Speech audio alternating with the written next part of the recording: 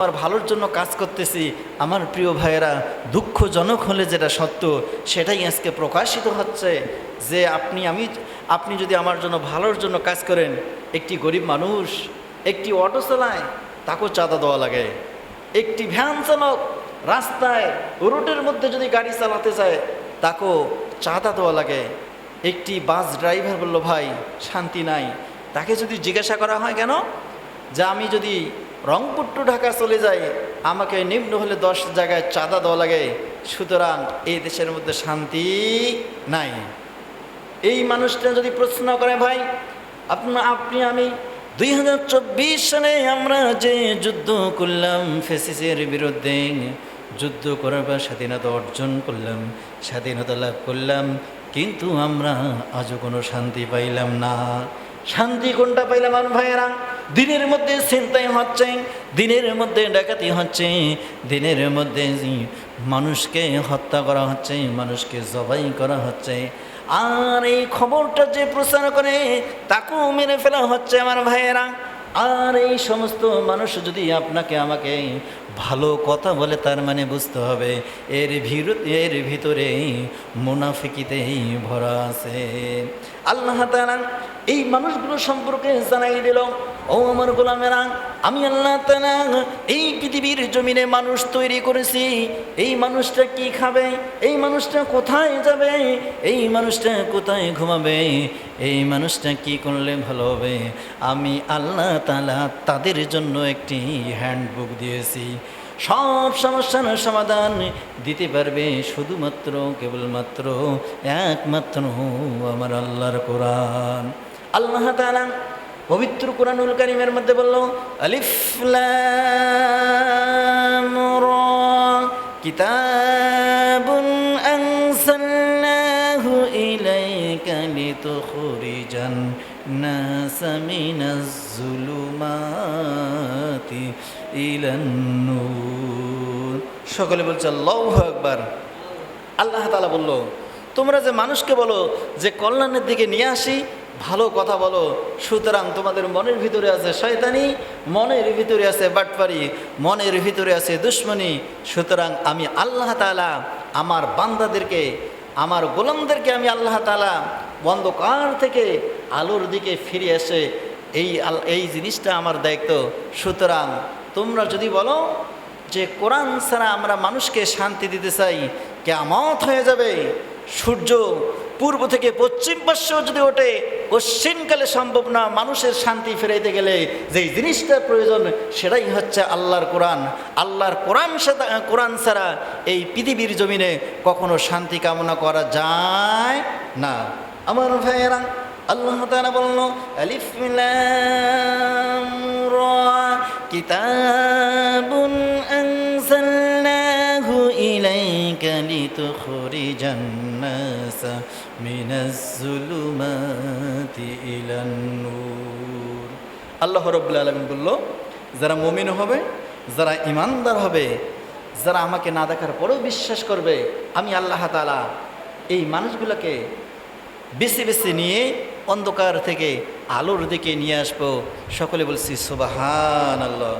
আমার ভাইয়েরা, এই যে সমস্ত মানুষগুলো আপনাকে আমাকে ভালো সংবাদ দিল, এই সমস্ত মানুষের জন্য আল্লাহ তাআলা পবিত্র কোরআনুল কারীমের মধ্যে বলল, ফালাম্মা নাসু মা যুক্কিরু বিহি ফাতাহনা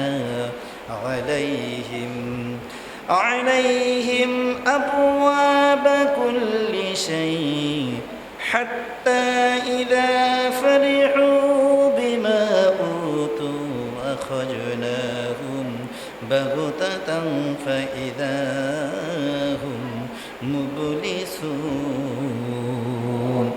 এই মানুষগুলো কারা? এই মানুষগুলো যারা আল্লাহর কোরআনকে ব্যতি রেখে মানুষের মন গড়া নীতি, মন গড়া আইন তৈরি করে আপনাকে আমাকে যদি এই সমাজটাকে পরিচালন করতে চায়, আল্লাহ তাআলা বলল কশিনকালে সম্ভব নয়। এদেরকে আপনি যখন ক্ষমতার চেয়ারে বসায় দেবেন, এদের চিত্রটা পাল্টে যাবে, এদের ধরনটা পাল্টে যাবে, আপনি কে সেই জিনিসটা তারা আর বুঝবে না। আল্লাহ তাআলা তাদের সম্পর্কে বলতেছে যে ফালাম্মা নাসু মা যুক্কিরু বিহি ফাতাহনা আলাইহি আবওয়াবা কুল্লি শাই। আল্লাহ তাআলা বলল, এই মানুষের কথাগুলো শুধু মানুষকে বোঝানোর জন্য তারা বলে।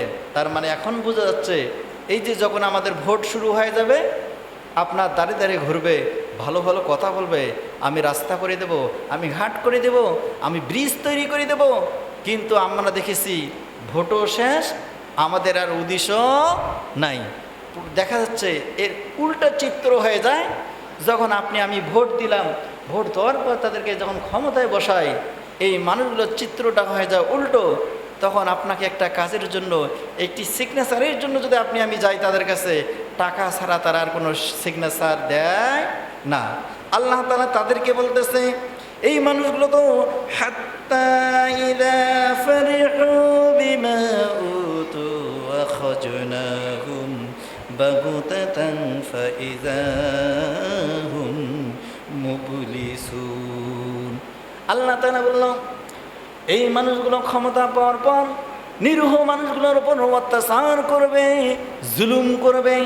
যখন কোরআনের কথাগুলো বলা হয়, আলেম ওলামাদের কণ্ঠগুলোকে তারা স্তব্ধ করে দেবে। আমার প্রিয় ভাইয়েরা, আল্লাহ তাআলা বলল, এই মানুষের কথায় কখনো তোমরা পা দেবে না। কারণ আমি আল্লাহ তাআলা জানাই দিলাম, এই মানুষগুলোই হচ্ছে, আল্লাহ তাআলা বলল আলাদ্দুল খিসাম। আল্লাহ তাআলা বলল, এই মানুষগুলো হচ্ছে সবচেয়ে মিথ্যাবাদী।